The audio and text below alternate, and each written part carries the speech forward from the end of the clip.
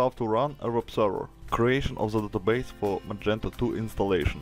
Before starting the Magento installation, we'll need to create a new MySQL database instance to store the Magento data.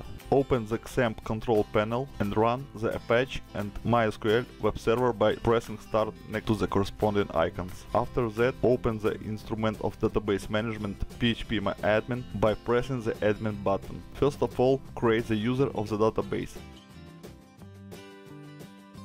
Click User Accounts tab, then Add User Account button. Fill in the form fields. Use your unique data for the username and password.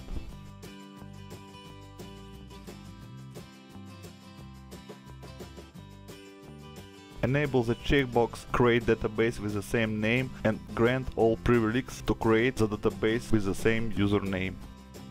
Click Go button.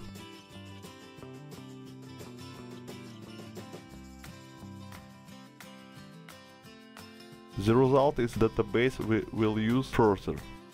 Save username and password data in the safe place.